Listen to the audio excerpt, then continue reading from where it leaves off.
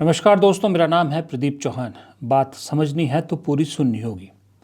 दोस्तों, केंद्रीय मंत्री मनोहर लाल खट्टर की ये तस्वीरें बहुत कुछ बयां करती है। खट्टर साहब ने ये खुद पोस्ट किया और लिखा कि आज रोहतक पीजीआई पहुंचकर एएसआई स्वर्गीय संदीप लाठर के परिवारजनों से मिलकर उनका दुख साझा किया। ये एएसआई संदीप लाठर वही है जिन्होंने अभी 2-3 दिन पहले अपनी जान दी और जिन्होंने अपने अंतिम वीडियो में और अपने अंतिम जो लिख के गए हैं नोट, उसमें मौजूदा डीजीपी और मतलब हरियाणा के डीजीपी और एसपी जो है वहाँ रोहतक के, उन्हें क्लीन चिट देके उन्हें ईमानदारी का पुतला बताया। ये वही डीजीपी और वही एसपी है जिनके बारे में संदीप लाठर के जान देने से एक हफ्ता पहले जिन आईपीएस ऑफिसर पूरन ने जान दी थी, उन्होंने लिखा था कि ये दोनों मुझे किस तरह से तंग कर रहे हैं क्योंकि मैं दलित हूँ। वो इन पर बहुत आरोप लगा गए, लेकिन संदीप लाठर जो है उन्हें क्लीन चिट दे गए और संदीप लाठर ने पूरन पर आरोप लगाए। लेकिन ये सब जो खेल हरियाणा में चल रहा है इस वक्त की, किस तरह से एक पुलिस ऑफिसर एक आईपीएस जान देता है, उसके बाद उसके एक हफ्ते बाद उस पर लगे भ्रष्टाचारों के आरोप की जांच करने वाला एएसआई भी जान दे देता है। दोनों अलग अलग समुदाय से होते हैं, एक दलित और एक जाट। अब इस सारे मामले को हरियाणा में किस तरह से दलित बनाम अदर कास्ट की तरफ मोड़ा जा रहा है, ये दिख रहा है। ये सबको दिख रहा है कि इन मामलों को कहीं और ले जाया जा रहा है, क्योंकि आईपीएस पूरन के परिवार ने अभी तक उनका पोस्टमार्टम नहीं होने दिया है। वो कह रहे हैं कि जो भी आरोपी हैं आईपीएस आईएएस ऑफिसर जिन पर उनकी पत्नी कह रही है उनके पति जो जाते जाते आरोप लगाए गए, उन पर एफआईआर दर्ज होनी चाहिए, गिरफ्तारी होनी चाहिए। लेकिन एक हफ्ते बाद संदीप लाठर जब जान देते हैं, वो कहते हैं कि उनके परिवार वाले डिमांड करते हैं कि अब आईपीएस पूरन की पत्नी पर एफआईआर होनी चाहिए। अब सवाल बहुत सारे उठे कि भाई अगर जांच कर रहे थे लाठर, तो एक हफ्ते बाद, उनकी मौत के एक हफ्ते बाद उनको जान देने की जरूरत क्यों पड़ी थी? वो तो सबूत लोगों के सामने रखते तो सच्चाई सामने आ जाती, उन्होंने जान क्यों दी? बहुत सारे सवाल उठने लगे। लेकिन मेरा आज का वीडियो उस सवाल या इन सारे मामलों को किस तरफ ले जाया जा रहा है उस पर नहीं है। मेरा ये है कि इस सब के बीच में आपको याद होगा जिस दिन राहुल गांधी आईपीएस पूरन के परिवार से मिलने गए थे, पूरन कुमार के परिवार से मिलने गए थे, उसी दिन, उससे एक दिन पहले शायद, रिपब्लिकन पार्टी ऑफ इंडिया के जो रामदास अठावले हैं, जो केंद्रीय मंत्री भी है, वो भी अपने लोगों के साथ उस परिवार से मिलने गए थे और उसके बाद वो हरियाणा के मुख्यमंत्री नायब सिंह सैनी से मिले थे। उस नायब सिंह सैनी की मीटिंग में क्या उन्हें जवाब मिला, ये उनके आरपीआई के एक जो स्थानीय नेता है हरियाणा के, उन्होंने वो सारा कच्चा चिट्ठा खोला था। जरा एक बार वो दोबारा सुनिए। तो जब काफी गहमागहमी हुई तो सीएम ने कहा, मैं जो बात हुई आपसे बिल्कुल स्पष्ट कहूंगा, सीएम ने कहा उनको कि सस्पेंड कर दो इनको दोनों को। आप ध्यान से सुनना भाई साहब, सीएम ने कहा कि इनको सस्पेंड कर दो, चीफ सेक्रेटरी को कहा। खुल्लर तुरंत खड़ा हुआ, कह रहा जी ऐसे नहीं कर सकते। मैंने कहा मुख्यमंत्री तू है क्या? भाई ये नायब सैनी है, जब मुख्यमंत्री कह रहे तो सस्पेंड करो। तो फिर मुख्यमंत्री कहते हैं कि मैं तो चपड़ासी भी सस्पेंड नहीं कर सकता। तो ये सोच लो आप कि इस प्रदेश को, हरियाणा को कौन चला रहा है? इस प्रदेश को शत्रुजीत कपूर, खुल्लर और ऊपर से खट्टर, ये लोग चला रहे हैं। इसमें जो है ना सीएम, तो मुझे नहीं लगता उसकी कोई सुनता है, रबड़ की मोहर है।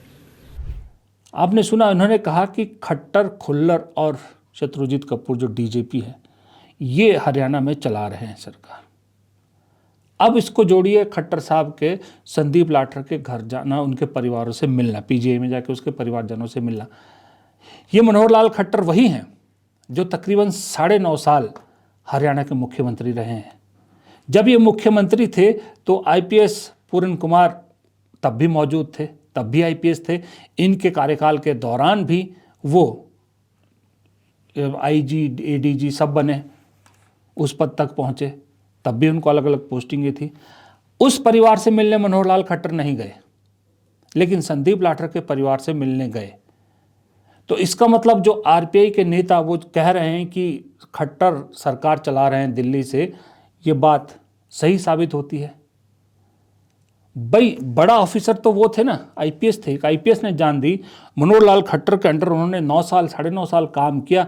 एक मुख्यमंत्री एएसआई को शायद ही जानता पहचानता होता है, लेकिन एक आईपीएस को तो जरूर पहचानते हैं। हर मुख्यमंत्री हर आईएएस आईपीएस को पहचानता है। उस परिवार को आज 10 दिन से ऊपर हो गए, वहां नहीं गए मनोहर लाल खट्टर, उनका हालचाल नहीं पूछा, लेकिन एएसआई के यहाँ पर पहुंच गए। पहली बात तो जो आरपीआई के नेता ने कहा कि खट्टर सरकार दिल्ली से चला रहे हैं, ये बात का सबूत मिल जाता है खट्टर साहब के इस ये करने से। और दूसरा जो मैंने शुरू में कहा कि इसको मामले को दलित वर्सेस अदर्स की तरफ कैसे ले जाया जा रहा है, इसको भी पुख्ता करता है मनोहर लाल खट्टर का संदीप लाठर के परिवार से मिलना। और मनोहर लाल खट्टर अकेले नहीं है, ऐसा नहीं है कि जो अपोजिशन कांग्रेस है वो भी दूध की धुली है। राहुल गांधी आईपीएस के परिवार से मिलते हैं, और उस तस्वीर में आपने देखा होगा राहुल गांधी के साथ पूरे हरियाणा कांग्रेस के नेता थे, जिसमें भूपेंद्र हुड्डा भी शामिल थे, पूर्व मुख्यमंत्री जो जाट हैं। और राहुल गांधी ने कहा कि इन्हें दलित होने की कीमत चुकानी पड़ी, इनके साथ न्याय होना चाहिए।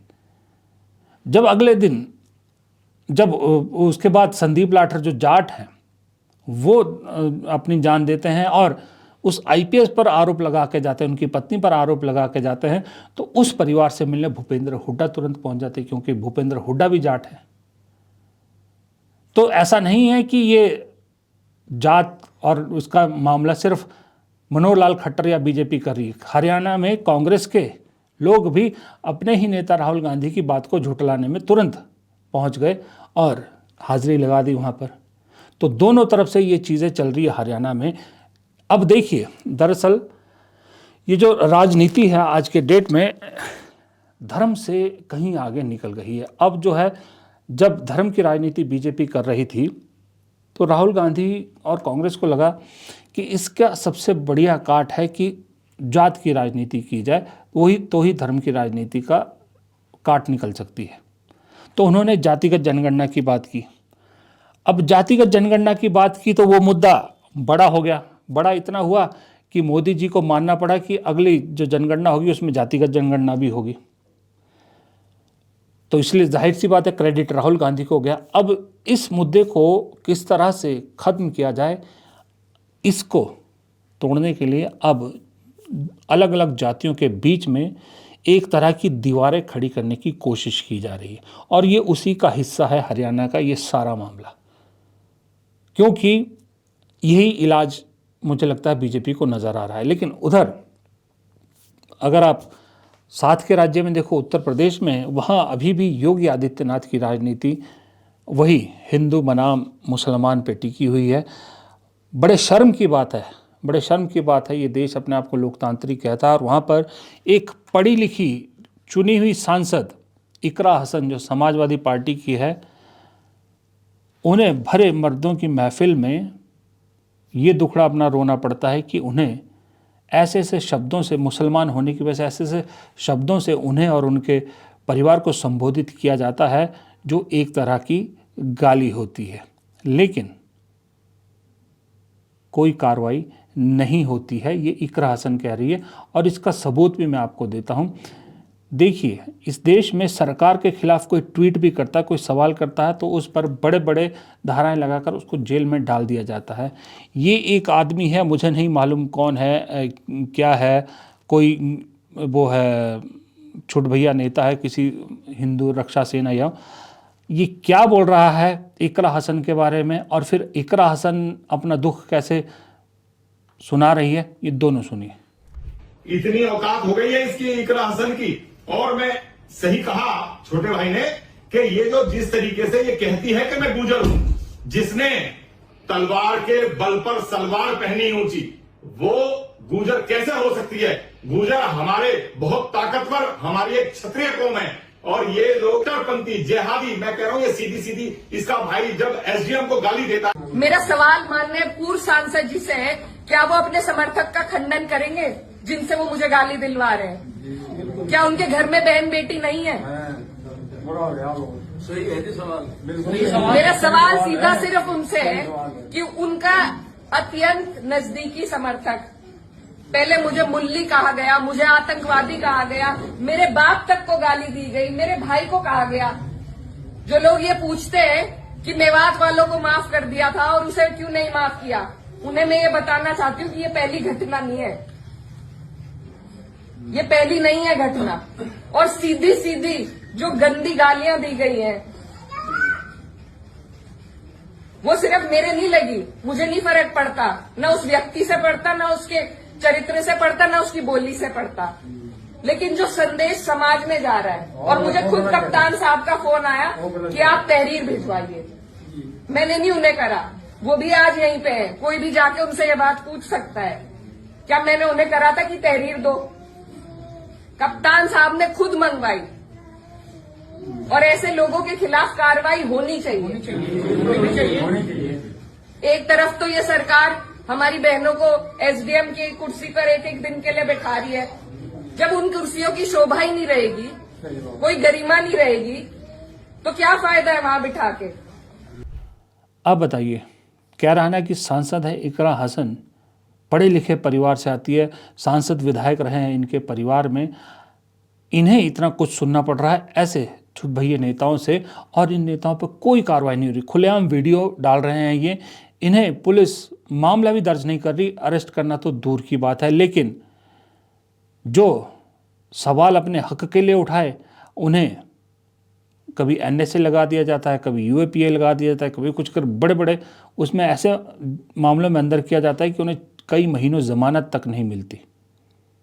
ये इस देश में इस वक्त हो रहा है कि या तो धर्म की राजनीति को इतना कट्टर कर दो, इतना कट्टर कर दो कि जो एक पर्टिकुलर समुदाय को टारगेट करता है उन्हें खुली छूट है, वो जो मर्जी करें, लेकिन अगर कोई सरकार से सवाल पूछता है तो उसे ऐसे सज़ा दो कि आसपास जो लोग सोच भी रहे हों, जो दिमाग में ला भी रहे हों कि हम सरकार से सवाल पूछेंगे, उनके दिल में ऐसा डर बिठा दो कि वो ख्याल ही उनके दिमाग से चला जाए।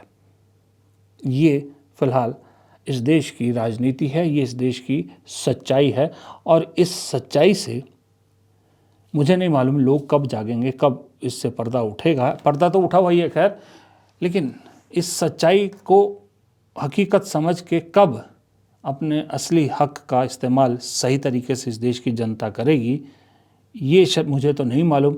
अगर आपको मालूम हो तो कमेंट बॉक्स में ज़रूर लिखिएगा। नमस्कार।